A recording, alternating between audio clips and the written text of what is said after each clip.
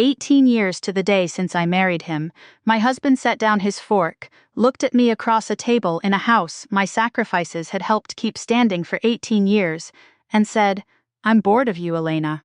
He said it the way you'd mention the weather. Then he picked his fork back up and kept eating. I didn't cry. I didn't ask him what he meant. I picked up the roasted chicken platter, carried it back to the kitchen, and scraped the leftovers into a container the way I did every Sunday of our marriage. Because 18 years teaches you that some silences are louder than any answer you could give. I didn't know yet that in exactly 3 weeks, a small camera Marcus had installed himself in an office he thought was private, would say everything he hadn't had the nerve to. My name is Elena Whitfield. I was 44 years old on the night my husband told me he was bored of me, and I had spent 18 of those years married to a man I had once believed was building a life with me, instead of simply building a life I happened to be standing in. We met when I was 26, waiting tables at a restaurant, 3 blocks from the small architecture firm, where Marcus worked as a junior draftsman, back when he still carried his lunch in a paper bag and talked about someday having his own construction company, the way other men talk about winning the lottery. I had just finished a graphic design degree and was freelancing logos for local businesses between shifts, and I remember thinking he was the first man I'd met who asked questions and then actually waited for the answers. We married 2 years later in my parents' backyard, 40 guests, a cake my mother baked herself because we couldn't afford a bakery one. Marcus cried during his vows, and I still have the photograph from that exact moment.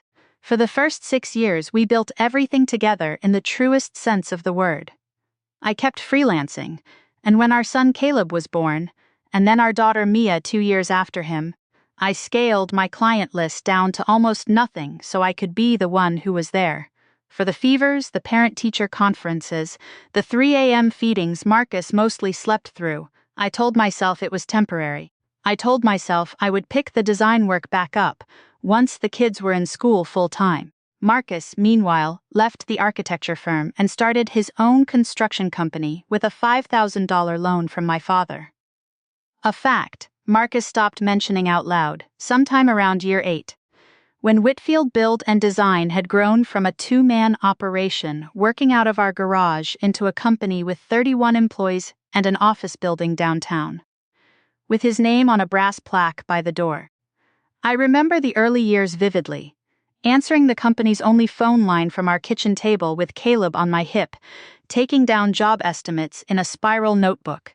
I remember the winter Marcus lost his 2 biggest contracts within a month of each other, and how I quietly pulled every freelance client I could find, so the payroll for his 3 employees still cleared on Fridays.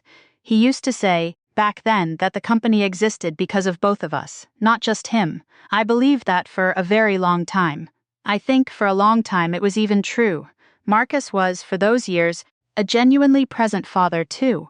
Caleb's basketball games, a treehouse he built Mia with his own hands one long August. I loved him. I want that on the record, because everything that happened after doesn't erase the fact that it was real. Once. What changed wasn't one single moment. It was a slow redistribution of attention, so gradual I mistook it for the natural quieting of a long marriage rather than what it actually was. Someone walking out the door while still, technically, standing inside the house. By year 14, Marcus was working later most nights, taking calls in the garage with the door shut, correcting the way I loaded the dishwasher or the tone I used when I asked him a question. Small things, none of them worth a fight on their own. He stopped asking how my design clients were doing, a question he'd asked every evening for the first 10 years of our marriage, without either of us ever announcing that he'd stopped. 16 years in, he converted the guest bedroom into a home office and started sleeping there 3 or 4 nights a week. "So the alarm doesn't wake you when I have early calls," he said, and I believed him, because believing him was easier than the alternative, and because by then I had nearly forgotten how to be the person who asked hard questions. There was one evening, about 8 months before the anniversary dinner, when I found a receipt in his jacket pocket while dropping it at the dry cleaners. Dinner for 2 at a restaurant downtown. A Tuesday he'd told me was his late site inspection. I stood in the laundry room, holding it, pulse in my throat, and folded it back into the pocket exactly as I'd found it. I think about that receipt often now, how I held actual proof in my own hands 8 months before Gary's phone call, and chose, out of exhaustion and habit, to fold it back up instead of asking the one question that would have started everything sooner. The one thing I never stopped doing, quietly and without telling him, was keeping my own paperwork current. My father, before he died when I was 31, used to say the surest way for a woman to lose everything was to let someone else hold all the documents. I kept a folder. Bank statements, the original loan agreement between my father and Marcus, naming us both as co-borrowers, not Marcus alone. The incorporation paperwork listing me as a co-founder and initial investor, a detail Marcus had insisted on at the time, because in his words back then, it's ours, not just mine. For the first 4 years, before the company stood fully on its own, I'd also signed a personal guarantee on its first equipment lease, using our joint savings as collateral, and folded almost every dollar of my own freelance income back into covering payroll during 2 lean winters most clients never knew about. Marcus had, at various points, told employees he'd bought me out early on. He never had. There had never been a formal buyout, a settlement, a document of any kind releasing my interest. I didn't know, at the time I started that folder, that I was going to need it. I just knew my father's voice in my head. The night of our 18th anniversary, I had made his favorite meal, a roast chicken with the rosemary potatoes.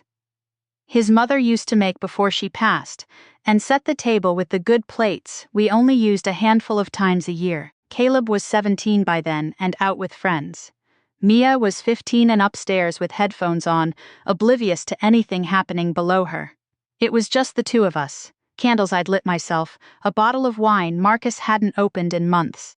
2 weeks before that dinner, I'd asked him, over breakfast, whether we should plan anything for the anniversary. Maybe a weekend away, like we used to do for the milestone years. He'd looked up from his phone with an expression I hadn't quite been able to place at the time, something between irritation and boredom, and said, "Let's just see how the week goes," and gone back to typing. I remember standing at the stove afterward, spatula in hand, feeling a small cold flicker of something I didn't yet have a name for, and then deciding I was being oversensitive, and making his eggs the way he liked them, and saying nothing more about it. He came home 40 minutes late, said nothing about it, sat down, ate in near silence while I tried 3 different topics of conversation, and got one-word answers to each, and then, over dessert, with no build-up, no argument that preceded it, he set down his fork and said the 6 words that ended something I had spent 18 years building. "I'm bored of you, Elena." I want to describe what that felt like, because I think people who haven't heard those exact words assume there's a dramatic, cinematic quality to a moment like that, and there isn't. There's just a strange, total quiet, the kind that comes right before your ears start ringing. I looked at him. I waited for him to say something else, an explanation, an apology, anything. He didn't. He picked his fork back up and finished his slice of pie, like he'd just told me the plumber was coming Tuesday. "Okay," I said, because 18 years teaches you that some silences are louder than any answer you could give, and I genuinely did not trust my own voice to say more than 1 syllable at a time.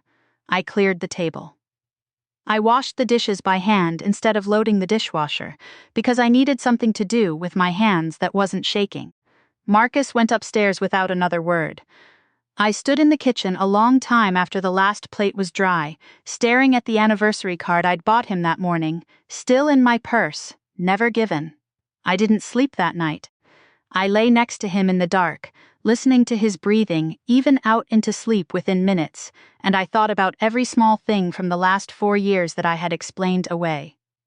The late nights, the closed garage door, the guest room he now slept in more often than our bed, and for the first time I let myself consider that none of it had a reasonable explanation. I just didn't yet know what the real one was.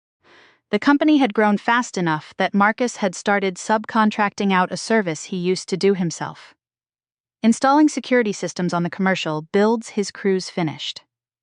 Whitfield Build and Design didn't sell the cameras, but the installer they used, a small local outfit run by a man named Gary, who'd known Marcus since the garage days, occasionally did Marcus favors, including, 3 years earlier, wiring a small security camera into the ceiling corner of the home office, for insurance purposes, in case anyone breaks in while we're both at work. Marcus had said at the time, and I hadn't thought about that camera again in 3 years. 3 weeks after our anniversary dinner, on a Tuesday afternoon, my phone rang with a number I didn't recognize. "Mrs. Whitfield? This is Gary from Sentry Systems.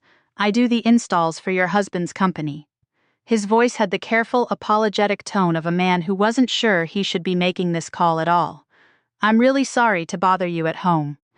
We had a routine account audit this morning, and I noticed something I didn't think I should just sit on.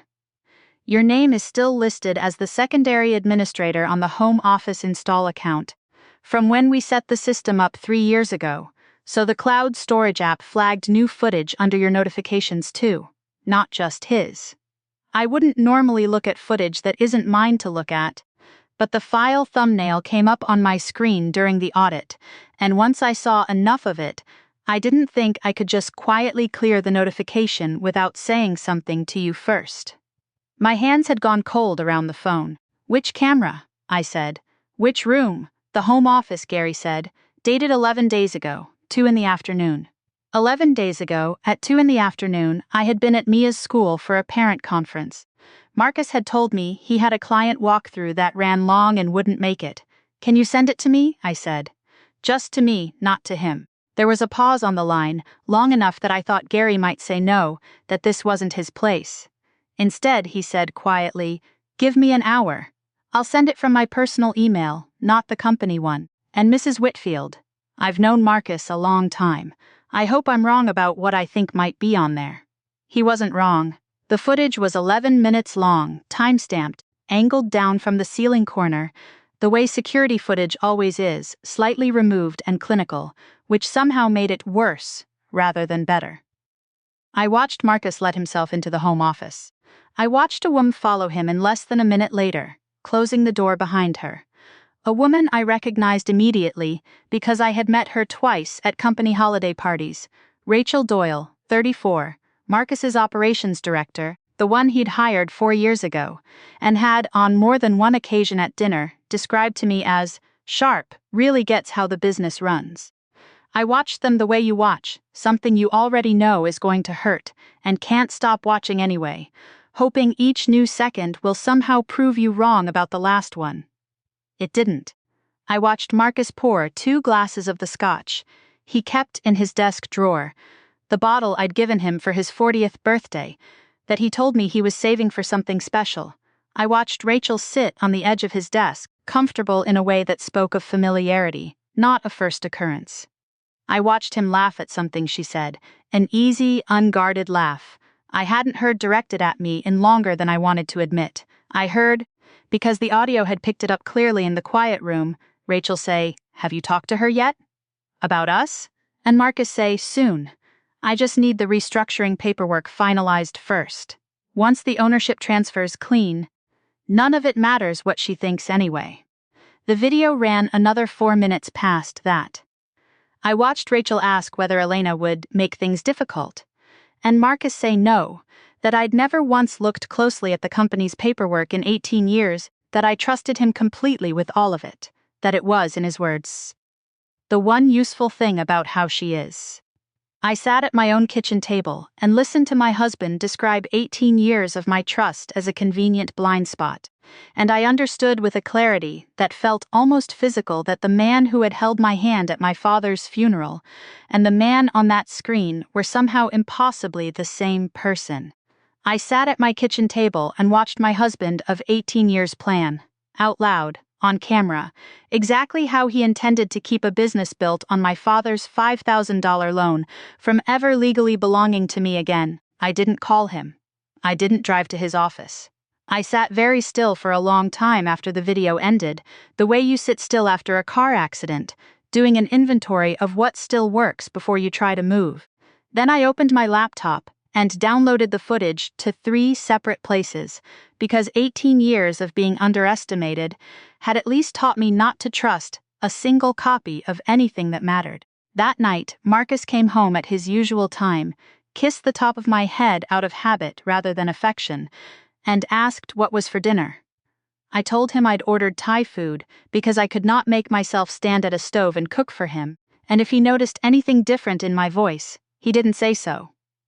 "Restructuring paperwork," I said over the takeout, keeping my voice light, curious. "I heard Rachel mention something about that at the last office party. What's changing?" Marcus glanced up, something flickering behind his eyes that he smoothed over quickly. "Just cleaning up the ownership structure now that we've hit 30 employees. Standard stuff. Nothing you need to worry about." "Sounds boring," I said, and took a bite of pad thai and did not let my hand shake. "Extremely," he agreed, and went back to his phone.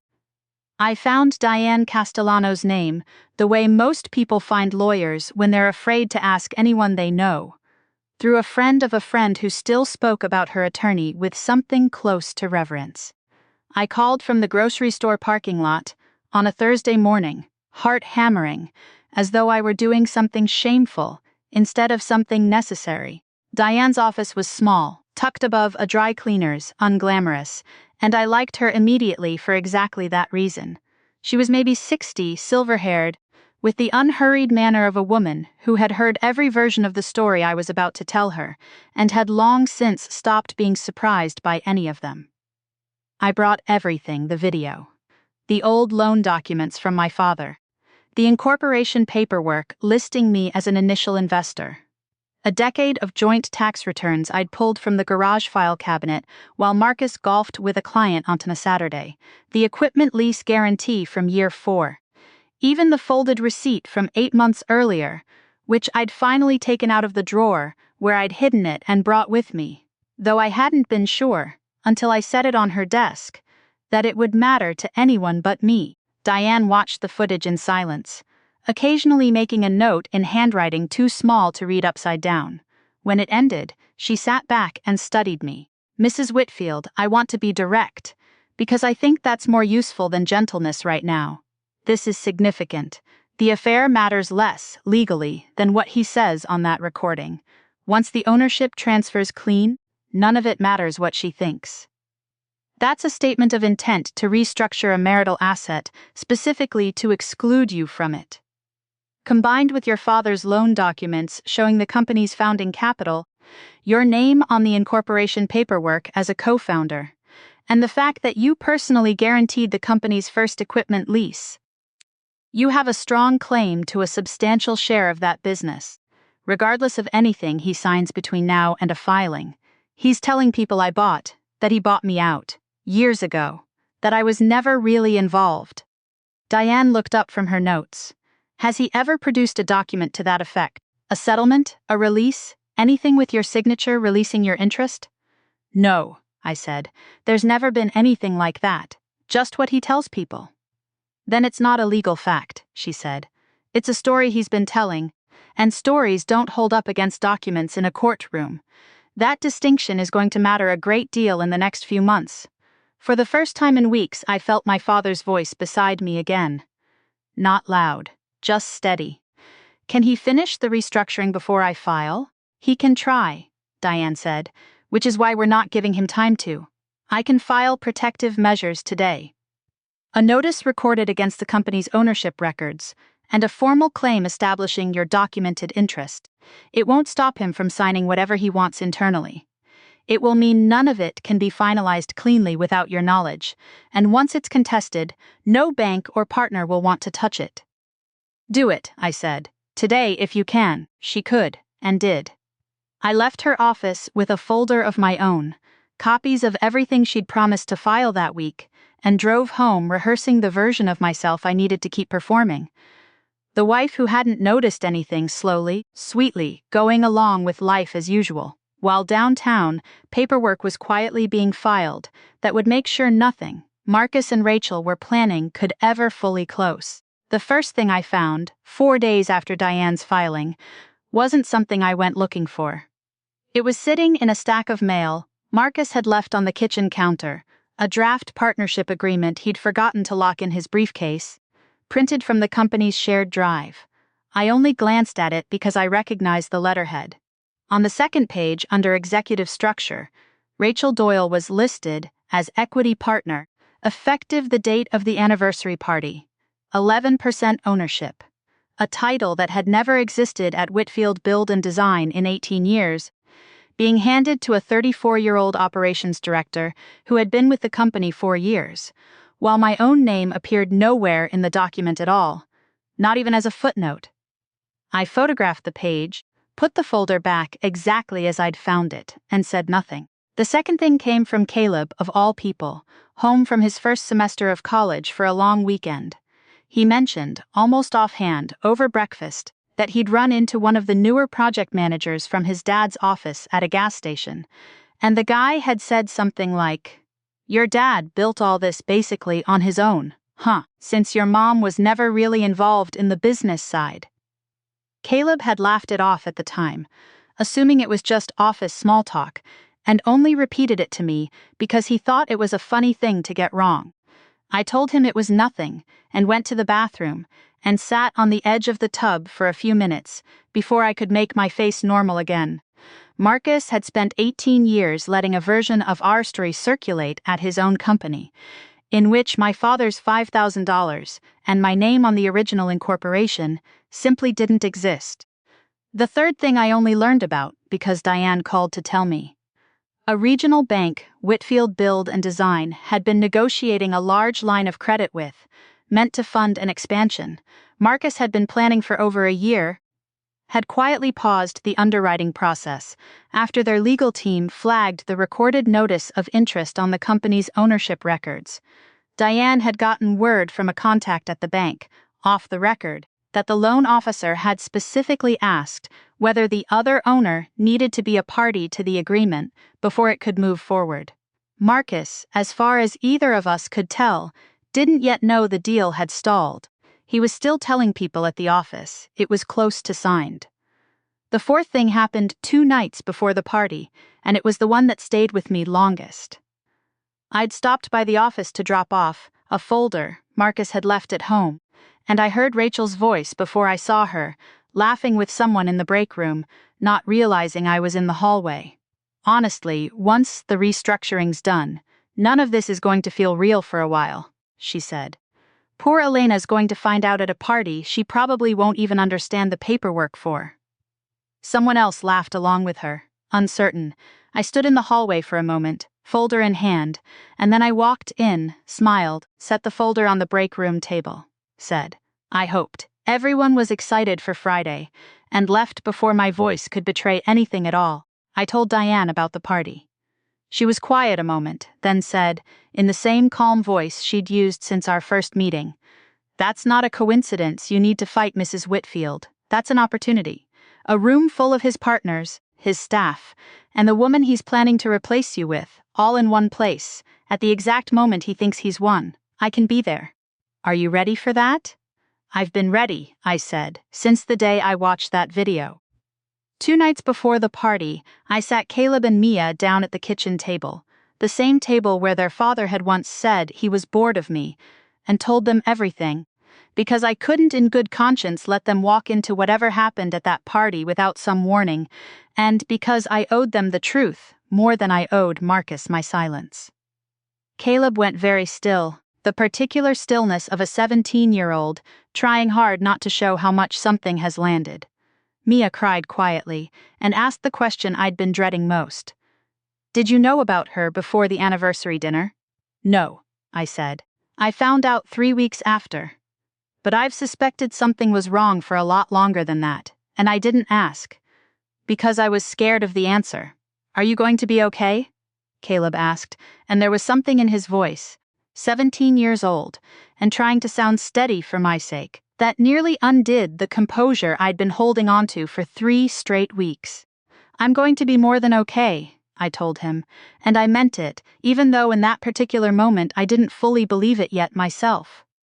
"But I need you both to know something happens Friday night at your dad's party. I'm not going to do anything I'm ashamed of.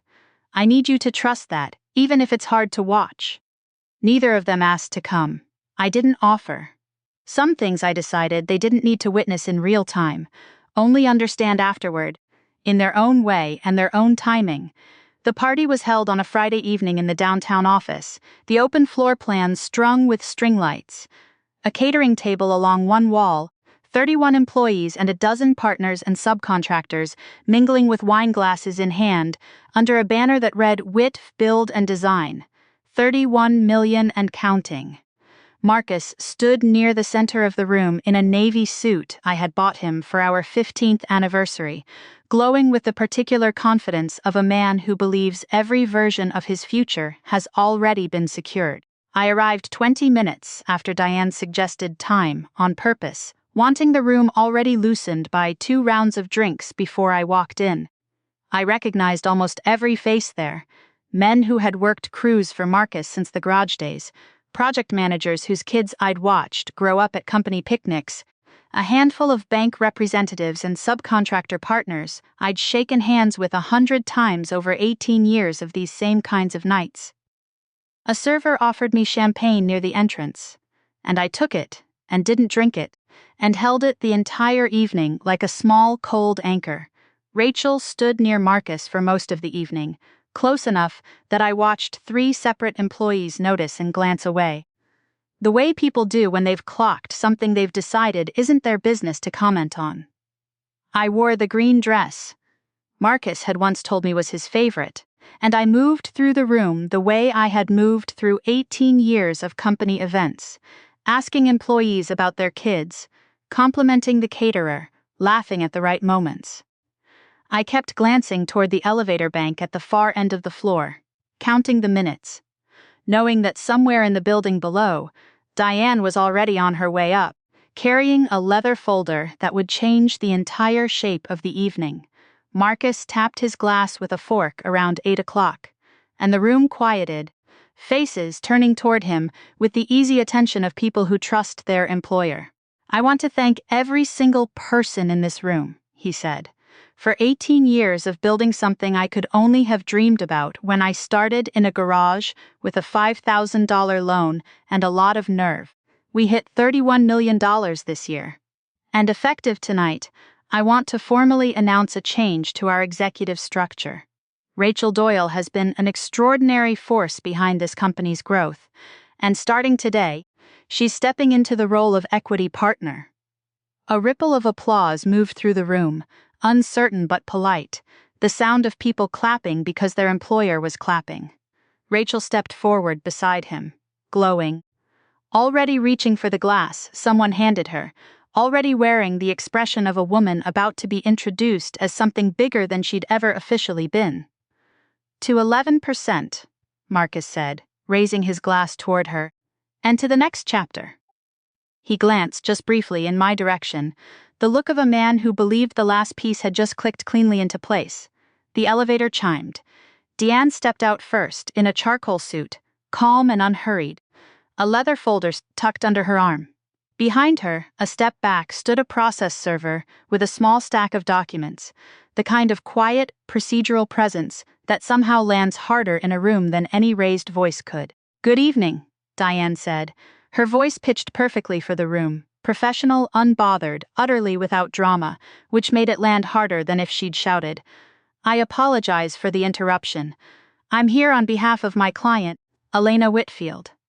Marcus's smile didn't so much fall as freeze, his glass suspended halfway to the table. "What is this, Mr. Whitfield?" Diane continued, addressing the room as much as him.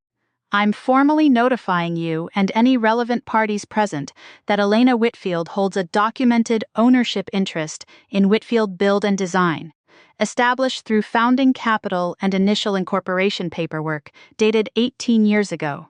As of 2 weeks ago, a legal notice has been recorded against this company's ownership records.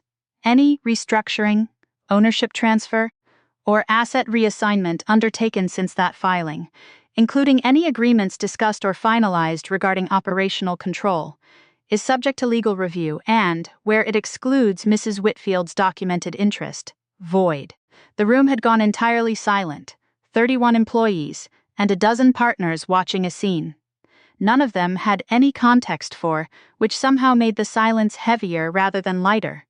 Rachel's face had drained of color, the champagne glass still frozen in her hand. "This is insane," she said. "This is a company party. I was just made partner." "You were just made a partner in a company whose ownership structure is currently under legal dispute," Diane said evenly.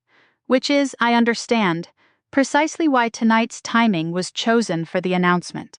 From somewhere near the back of the room, a voice spoke up, quiet, careful, belonging to a man I recognized as one of Marcus's original 3 employees from the garage days, a project manager named Louis, who'd been with the company 16 years.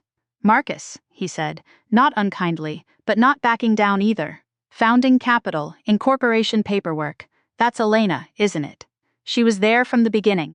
It wasn't a question, not really, and it landed in the room harder than anything Diane had said. I watched something shift across the faces of the employees, standing closest to him. A recalibration. 31 people quietly doing the same math, Louis had just said out loud. Marcus set his glass down with a hand that wasn't quite steady. "Elena." His voice had dropped, quieter now, stripped of the confidence from 30 seconds earlier. "What is this? What did you do?" I stepped forward from where I'd been standing near the catering table, and I did not raise my voice, because 18 years had taught me that some truths land harder delivered quietly than shouted. "I found out about Rachel 3 weeks ago," I said. "From a security camera you installed yourself. I have the footage, Marcus.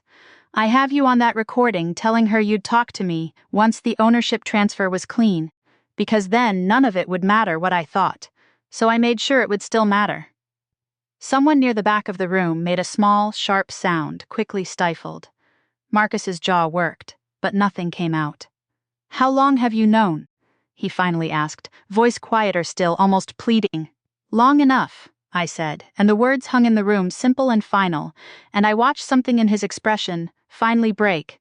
Not surprise, exactly, but the slow, sinking understanding of a man who had spent weeks so certain of his own success that he had never once considered the woman standing across the room might have been watching him just as carefully as he'd been watching his own plans unfold. Rachel opened her mouth to speak, then closed it again, her eyes moving over the folder in Diane's hands with the desperate calculation of someone searching for an exit that no longer existed. Diane placed the documents on the nearest table, one by one, in a room that had gone from celebration to silence in under 2 minutes. The recorded notice of interest. The original loan agreement bearing my father's signature, naming us both as co-borrowers. The incorporation paperwork listing me as a documented co-founder and initial investor. The equipment lease guarantee from year 4, my signature beside Marcus's, and finally, though she didn't play it aloud in front of 31 employees, because that cruelty wasn't necessary, she simply said. The security footage referenced is time-stamped and has been submitted as supporting evidence. Its contents are available upon formal request through counsel. That was enough. Marcus didn't ask her to play it. He didn't need to. He knew exactly what was on it. "Elena." He'd found his voice again, though it came out smaller than I'd ever heard it, stripped of the confidence from 30 seconds earlier. "This isn't what it looks like. I never meant to shut you out of anything. I was going to talk to you about all of this, I swear. I just needed the timing to be right." The timing, I repeated quietly, was going to be right the moment there was nothing left for me to contest. He had no answer for that. Rachel, still holding her half-full champagne glass, looked between Marcus and the documents with an expression sliding rapidly from confusion into something closer to fury. "You told me the ownership situation was settled," she said to him, quiet enough that only the people nearest heard it, though in a silent room, that was most of them. "You told me she'd already agreed to everything." Marcus didn't answer that either. Louis, still standing near the back, with his arms crossed, shook his head slowly, the particular disappointment of a man watching someone he'd once respected reveal exactly who he'd become. 16 years I've worked for you," he said, to Marcus, not unkindly, but not gently either. "You told half this room Elena never had a stake in this place. I helped pour the concrete for this building. I remember whose money got us the first crew truck. Diane let the silence that followed sit for a moment before she spoke again, her voice as even as it had been all evening. Mr. Whitfield, effective immediately, any further attempt to transfer, encumber, or reassign ownership interest in this company, without Mrs. Whitfield's documented consent, will be treated as a violation of the recorded notice, and pursued accordingly. I'd encourage you to have your own counsel review everything here tonight, before any further announcements are made about this company's leadership. The party ended within the hour, employees filing out in the particular hush of people who have witnessed something they will talk about quietly for months, but never quite in this room again. Rachel left first, alone, without looking at Marcus. He stayed behind at his own celebration, standing at the center of a room strung with lights that now felt like they were lit for someone else's party entirely, and I walked out with Diane into the cool evening air and did not look back to see his face. The divorce took 5 months to finalize, faster than Diane had expected, largely because Marcus's own attorney advised him against fighting a claim backed by documented founding capital, an incorporation record, and a recorded confession he had made himself, on camera, in his own office. The settlement gave me 40% ownership of Whitfield Build and Design, which I sold within the year to one of the company's longtime partners, rather than try to run a construction firm I had never wanted to run in the first place. Rachel was let go within a month of the party, quietly, through HR, no public statement necessary, the room full of people who had watched the reveal already understanding exactly why. The bank that had quietly paused Marcus's expansion loan withdrew from the deal entirely 2 weeks later, citing unresolved ownership complications, and the expansion he'd been chasing for over a year never happened at all. Caleb took it hardest, in the way I think adult children of a certain age always take these things hardest, caught between loyalty to a father he still loved and a clear-eyed understanding. Once I finally told him and Mia everything of exactly what that father had done. He didn't speak to Marcus for 4 months. Mia, younger and somehow more practical about it, simply said, "I always thought Dad forgot Grandpa gave him that money," which was, in its own way, the most accurate summary anyone offered me the entire year. I bought a smaller house 11 minutes from Caleb's old school and Mia's new one, closer to my sister than I'd lived in 20 years, and I used part of the settlement to finally reopen the design business I'd set aside when Caleb was born, working out of a sunlit spare room instead of a garage, taking on exactly as many clients as I wanted, and not one more. Within a year, I had more work than I could comfortably handle, and I hired my first assistant, a recent Dine graduate, half my age, who reminded me, more than I ever said out loud, of who I'd been at 26, before any of this. Marcus reached out twice in the first year, both times through email, both times some version of an apology that circled around the actual thing he'd done without ever quite naming it. I didn't respond to either one. Not out of cruelty. I simply no longer felt I owed him the labor of forgiving him out loud. He and I saw each other once more that year, at Mia's high school graduation, standing on opposite sides of the same crowd of proud parents, and when our eyes met across the folding chairs, he gave me a small, tired nod, and I gave him one back, and that was the entire conversation, and it felt, strangely, like enough. I called Gary the following week, mostly to thank him, though I think what I really wanted was simply to hear a steady voice after everything. He was quiet for a moment when I told him how the party had gone, and then he said, "I almost didn't call you that day, kept telling myself it wasn't my business, that I should just clear the notification and forget I saw anything." "Why did you in the end?" I asked. "Because you were still listed on that account," he said. "Whoever set that up 3 years back made sure of that. Felt wrong to pretend the system hadn't already decided you had a right to know." I think about that often now. How close I came to never getting that call at all, if some detail 3 years earlier had gone differently. How much of what happened rested on nothing more dramatic than my name still being attached to something Marcus had long since stopped thinking of as mine. Sometimes people ask me, usually after they've heard some version of the story through mutual friends, whether it felt satisfying, watching him lose the company in front of everyone he'd built it with. The honest answer is that it wasn't satisfying because he suffered. It was satisfying because for the first time in years, the room finally saw what I had carried quietly for so long, and the truth could no longer survive daylight the way it had survived our kitchen table for months. I think about that folded receipt sometimes, the one I found 8 months before any of this began, and how differently things might have gone if I'd asked the question right there in the laundry room instead of folding it back into his pocket. I've made a kind of peace with that, too. I wasn't a fool for not asking sooner. I was a woman who had spent 18 years being taught, gently and repeatedly, that keeping the peace was the same thing as keeping the marriage. It took a stranger's phone call to finally teach me the difference. If you've ever had someone tell you, in 6 flat words, that 18 years of your life had quietly stopped mattering to them, I hope you remember this. Composure is not the same as weakness, and staying quiet while you gather the truth is not the same as doing nothing. Sometimes the loudest thing you can do is simply make sure that when the truth finally does arrive, no one in the room is left able to look away from it. If this story stayed with you, I'd love to hear your thoughts.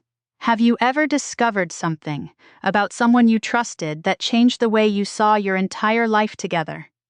Leave a comment below and let me know where in the world you're watching from tonight. We share stories like this one every day. Stories about betrayal, quiet strength, and the moment someone finally stops accepting less than they deserve. If you'd like to be part of that journey, hit subscribe so you don't miss the next one. Until next time, take care of yourself. And remember that your patience is not the same thing as your permission.